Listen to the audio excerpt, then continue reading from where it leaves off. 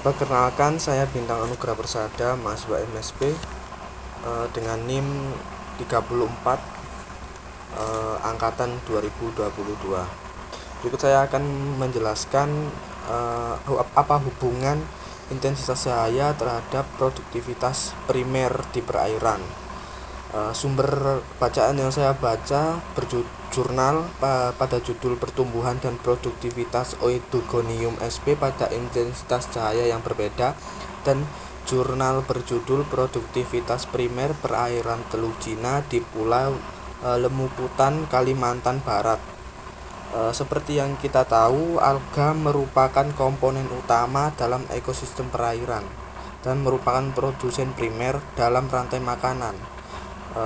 Dalam jurnal yang pertama, Oedogonium sp merupakan alga hijau yang banyak ditemukan di perairan tawar Indonesia, dan habitatnya seringkali ditemukan pada perairan yang jernih dan dangkal seperti kolam, tepi sungai, atau pinggiran danau yang dangkal.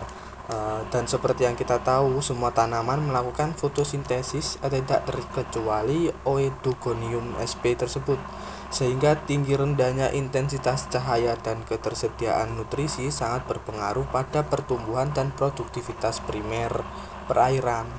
Cahaya menjadi faktor fisika yang penting dalam perairan karena dapat mempengaruhi terbentuknya oksigen selama berlangsungnya proses fotosintesis. Bahkan dalam suatu kondisi tanaman tidak mencukupi kebutuhan cahayanya dapat mengalami kematian karena tumbuh tidak terlalu besar, sehingga daya dukung pertumbuhannya tidak ada. Cahaya matahari juga dapat mempengaruhi produktivitas perairan secara tidak langsung, seperti mempengaruhi faktor kualitas air lainnya seperti DO, suhu, dan pH. Suhu mempengaruhi proses fisiologi pada tanaman berupa laju transpirasi, laju penyerapan air dan nutrisi, serta fotosintesis. Semakin baik intensitas cahaya pada perairan, maka semakin baik pula pertumbuhan dapat memanfaatkan nutrisi yang ada pada perairan secara optimal. Pada perairan yang mengalami eutrofikasi, intensitas cahaya pada perairan tersebut biasanya sangat tinggi.